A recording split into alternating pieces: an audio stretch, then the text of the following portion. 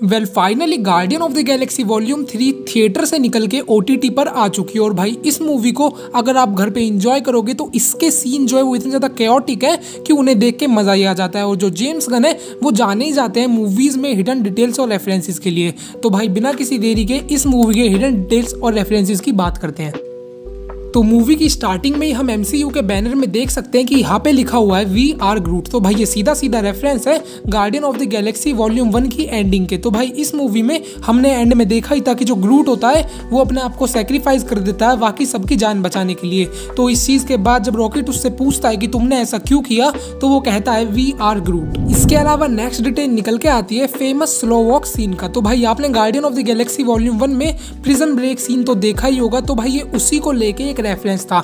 अब भाई बात करूं मैं नेक्स्ट डिटेल की तो वो निकल के आती है हाई इवोल्यूशनरी की। तो भाई जब हाई इवोल्यूशनरी रॉकेट रकून पे अपना पाम रखता है तो भाई ये इंडिकेट करता है मार्क्सिस्ट थ्योरी को, क्योंकि भाई इस थ्योरी के हिसाब से जो अमीर लोग होते हैं वो हमेशा गरीब लोगों को अपने नीचे रखते हैं और भाई यही रियलिटी है। तो ये भाई उसी चीज को लेके इंडिकेट दिया है जेम्स गन ने। अब बात करी जाए नेक्स्ट डिटेल की तो वो निकल के आती है जब स्टार लॉर्ड ड्रंकन स्टेट में होता है। तो भाई इस टाइम पे जो रॉकेट रकून है वो फ्री से एक ड्रिंक निकाल के पीता है। तो भाई अगर आप इस ड्रिंक को थोड़ा गौर से देखोगे तो भाई रियलिटी में ये जो ड्रिंक है वो डिज्नीलैंड में मिलती है जिसका नाम है मिल्की फिश सिपर। और भाई ये ड्रिंक बहुत ज़्यादा फेमस है वहाँ पर। अपार्ट फ्रॉम दैट आप जानते ही होंगे कि जो जेम्स गन है वो कितने फेमस डायरेक्टर है और उन्होंने भाई इसके अलावा guardian of the Galaxy volume 1 और सुसाइड स्क्वाड जैसी मूवी डायरेक्ट करी है। इसी के साथ भाई जो नंबर 5 का रेफरेंस है वो निकल के आता है जेम्स गन के सिग्नेचर स्टाइल का। तो भाई वो अपनी हर मूवी में एक चीज़ करते हैं, जैसे कि वो सभी सुपर हीरोज का एक स्लो वॉक कराते हैं। और भाई इस मूवी में भी उन्होंने ये सीन भर भर के कराया। जैसे कि मूवी की स्टार्टिंग में ही हम देख सकते हैं कि नेबुला जो है वो स्टार लॉर्ड को अपने हाथों में पकड़ के एक स्लो वॉक कर रही है। इसके अलावा मूवी की एंड वाली फाइट में भी हम देख सकते हैं कि पूरी गार्डियन की टीम जो होती है वो स्लो वॉक करती है जब वो हाई इवोल्यूशनरी से भिड़ने जाती है। इसके अलावा भाई हमने सुसाइड स्क्वाड में भी ऐसा ही कुछ देखा था जहां पे हार्ली क्विन और बाकी सारे टीम के जो मेंबर्स होते हैं वो सब स्लो वॉक करते हैं। तो भाई ये जो चीज़ है वो सिर्फ जेम्स गन की मूवी में ही मिल सकती है। इसके अलावा नेक्स्ट रेफरेंस निकल के आता है उस सीन से जब नेबुला स्टार लॉर्ड को अपने हाथों में उठाती है। तो भाई उस सीन को रियलिस्टिक फील कराने के लिए हमें वहाँ पे डमी स्टार लॉर्ड का यूज करते हुए दिखाया गया है। मतलब भाई अगर आप मूवीज के फैक्ट्स देखोगे तो वहाँ पर मार्वल ने साफ साफ क्लेम करा है कि उन्होंने रियल स्टार लॉर्ड को रिप्लेस कर दिया था एक डमी स्टार लॉर्ड से, जिससे कि इस सीन को बहुत ही रियलिस्टिक अप्रोच के साथ शूट करा जा सके, जिसके हिसाब से उस डमी स्टार लॉर्ड का वेट था अप्रोक्स 30 पाउंड। इसके अलावा बात करी जाए रेफरेंस नंबर 7 की तो वो निकल के आता है जब नेबुला पीटर को उसके कमरे में छोड़ने जाती है। तो उस टाइम पे हम वहाँ पे स्पॉट कर सकते हैं एक मिक्स टेप को। और भाई ये मिक्स टेप है वो ओसम मिक्स टेप है और इसे हमने इससे पहले guardian of the Galaxy volume 1 में मिलानो शिप के बेडरूम के अंदर देखा था जो कि पीटर का बेडरूम था। तो भाई ये उसी को लेके एक रेफरेंस था।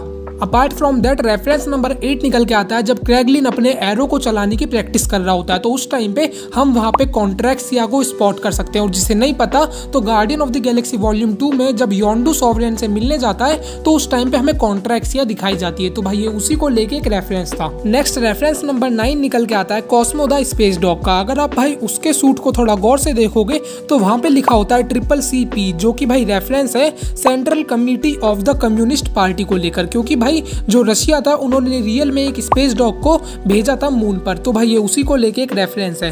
अब भाई बात करी जाए रेफरेंस नंबर 10 की तो वो निकल के आता है जब ड्रैक्स एक क्रीचर को ईट कर रहा होता है। तो भाई ये हमने guardian of the Galaxy volume 2 में भी देखा ही था कि जब ग्रूट होता है वो एक क्रीचर से लड़ता है। तो भाई ये जो क्रीचर है वो आगे चल के सभी गार्डियंस का खाना बनता है। इसके अलावा रेफरेंस नंबर 11 निकल के आता है नेबुला के हैंड का। तो भाई आपने नेबुला के हैंड को देखा ही होगा और भाई ये प्योरली नैनोटेक पे बेस्ड है। और भाई नेबुला आगे मूवी में इस चीज़ को कहती भी है कि जो रॉकेट है उसकी वजह से नेबुला को काफ़ी सही सही अपग्रेड्स मिले हैं। और हो सकता है कि भाई जो रॉकेट है वो अर्थ पे रहा था, जिसके बाद उसने भाई टोनी स्टार्क के साथ मिलकर नैनोटेक को अच्छे से सीख लिया और इसे इम्प्लीमेंट करा उसने नेबुला के हैंड पर। और साथ ही में आगे चल के हम देख ही सकते हैं कि जो नेबुला का हैंड है वो अलग अलग पार्ट्स में अपने आप को डिवॉल्व करता रहता है, जैसे कि वो एक टाइम पे लेजर की स्वॉर्ड बन जाती है, जो कि भाई सीधा सीधा रेफरेंस है शेंग-ची के रेजर फिश से लेकर जब वो एडम वॉरलॉक में अपनी स्वॉर्ड को घुसा देती है। नेक्स्ट रेफरेंस निकल के आता है जब गार्डियन ऑफ द गैलेक्सी के शिप पे रेवेजर्स इन्वेड कर देते हैं। तो हम उस टाइम पे क्रूगर को स्पॉट करते हैं। और भाई अगर आप क्रूगर की पावर को मिलाओगे तो वो रिजेंबल करती है डॉक्टर स्ट्रेंज की पोर्टल बनाने की पावर से।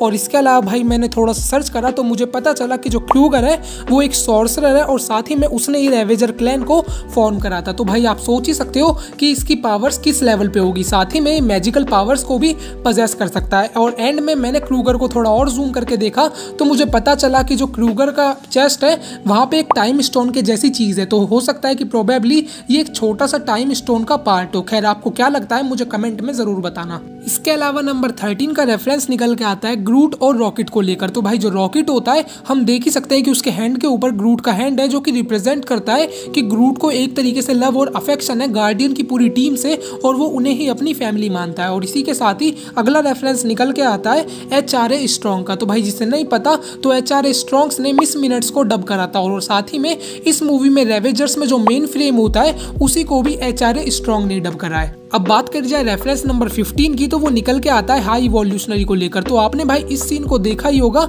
इस सीन में भाई जो रॉकेट होता है वो साइटोप्लाज्मिक फिल्ट्रेशन की पेचीदगी को तो समझ जाता है मगर वो हाई इवोल्यूशनरी के माइंडसेट को नहीं समझ पाता। मगर भाई यहाँ पे जो नोटिस करने वाली चीज थी वो ये थी कि यहाँ पे जो बैकग्राउंड में गाना चल रहा है वो है डिडियोस लेमेंट। और भाई ये 19th सेंचुरी का बहुत ही फेमस ऑर्केस्ट्रा का गाना है। और भाई आपको यहाँ पे थोड़ी थोड़ी ऑर्केस्ट्रा वाली वाइब भी आ रही होगी।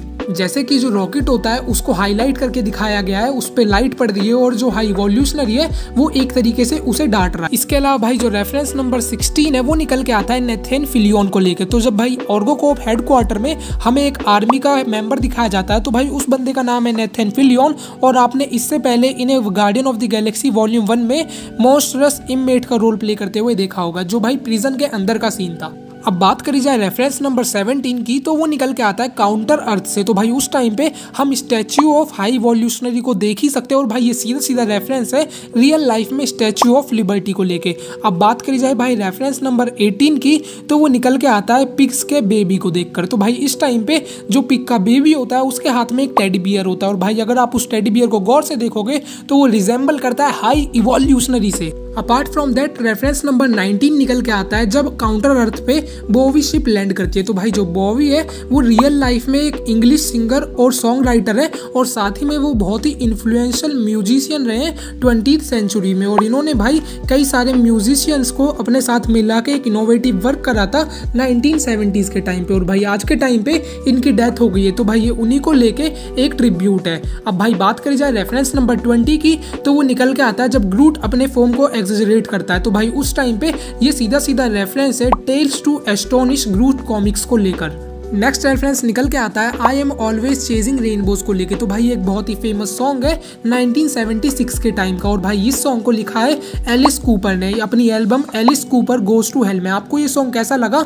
मुझे कमेंट में जरूर बताना। इसके अलावा रेफरेंस नंबर 22 निकल के आता है गार्बेज पेल किड्स को लेकर। तो भाई जो गार्बेज पेल किड्स है वो एक फेमस सीरीज रही है स्टिकर ट्रेडिंग कार्ड को लेकर। और भाई इन्हें प्रोड्यूस किया था टॉप्स कंपनी ने 1985 के टाइम पे। और ये भाई पैरोडी है कैबेज पैच किड्स डॉल को लेकर। और ये अपने टाइम पे काफी ज्यादा पॉपुलर रही थी। और जब पीटर प्रोबेबली अर्थ पे होगा तो उन्होंने इन सब चीजों को इकट्ठा करा होगा।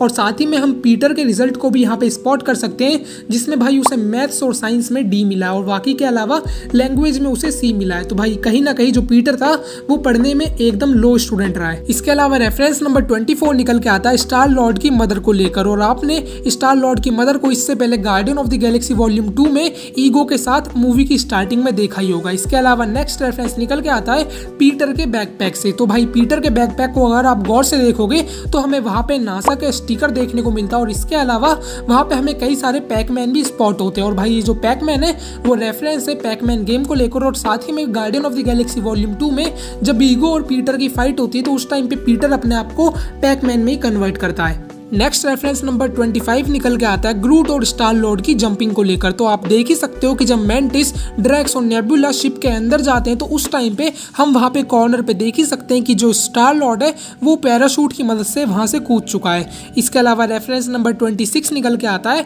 आफ्टर लाइफ कॉन्सेप्ट को लेकर। तो भाई जब रॉकेट लायला से मिलता है तो हमें वहां पे आफ्टर लाइफ का कॉन्सेप्ट दिखाया जाता है। और आपने इससे पहले इसे गार्डियन ऑफ द गैलेक्सी के अलावा मून नाइट में भी देखा होगा जहां पे हमें सोल जज वाला सिस्टम दिखाया गया। और साथ ही में ब्लैक पैंथर में भी हमें कुछ ऐसा ही कॉन्सेप्ट एंसेस्ट्रल प्लेन के नाम से दिखाया गया था। नेक्स्ट रेफरेंस निकल के आता है जेंडार के शॉपकीपर का। तो भाई ये वही शॉपकीपर है जिसे ऑर्का गोला guardian of the Galaxy volume 1 में पीटर बेकने जाता है। तो भाई ये उसी को लेके रेफरेंस था। मगर भाई यहाँ पे जो सबसे अमेजिंग रेफरेंस था वो था हावर्ड द डक का। तो भाई गार्डियन ऑफ द गैलेक्सी के अलावा हमने इन्हें इससे पहले एवेंजर्स एंड गेम में भी देखा था। तो भाई उस टाइम पे कई सारे लोग मुझसे पूछ रहे थे कि यार ये कौन है। तो अब फाइनली ये चीज़ मार्वल ने क्लियर कर दी है कि ये गार्डियन ऑफ द गैलेक्सी की टीम का ही एक मेंबर है। इसके अलावा रेफरेंस नंबर 29 निकल के आता है no sleep till Brooklyn song को लेकर। तो आपने इस सॉन्ग को सुना है यानी मुझे कमेंट में जरूर बताना।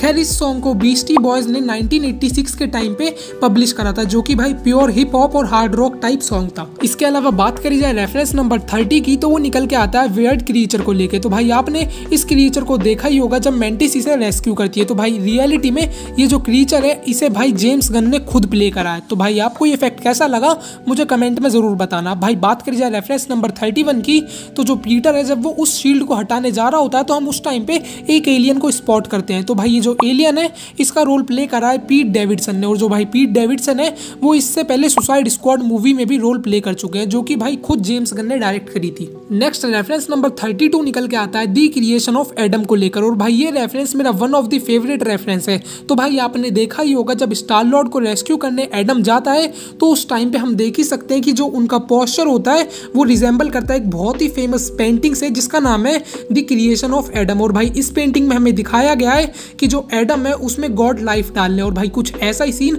हमें यहाँ पे दिखाया जा रहा है कि जो एडम है वो रिवाइव कर रहा है स्टार लॉर्ड को। रेफरेंस नंबर 33 और भाई ये निकल के आता है नोवेयर प्लेनेट को लेकर। तो इस टाइम पे हम रॉकेट को देख ही सकते हैं और उसके आसपास जो होते हैं वो रकून्स भी होते हैं। तो भाई इस तरीके से हमें ये भी पता चलता है कि जो रकून्स है वो भी कहीं ना कहीं पूरी फाइट में बच चुके हैं। और खैर इसके अलावा हमें जेम्स गन ने ये भी कंफर्म कर दिया है कि जो गार्डियन ऑफ द गैलेक्सी है उन्होंने हाई इवोल्यूशनरी को भी बचा लिया है। इसके अलावा रेफरेंस नंबर 34 निकल के आता है एवरीथिंग ग्रोज विद लव को लेकर। और भाई ये जो रेफरेंस है वो सीधा सीधा guardian of the Galaxy volume 2 के विलन ईगो को लेकर है। At the end reference number 35 निकल के आता है डेविड बेकन के एब्डक्शन को लेकर। तो आपने गार्डियन ऑफ द गैलेक्सी के हॉलीडे स्पेशल में देखा ही होगा कि जो डेविड बेकन होता है उसको नोवेयर पे लाया जाता है। तो भाई उस चीज़ को जो न्यूज़ में उसे कवर करा गया है। तो आपको ये डिटेल्स कैसी लगी मुझे कमेंट में ज़रूर बताओ।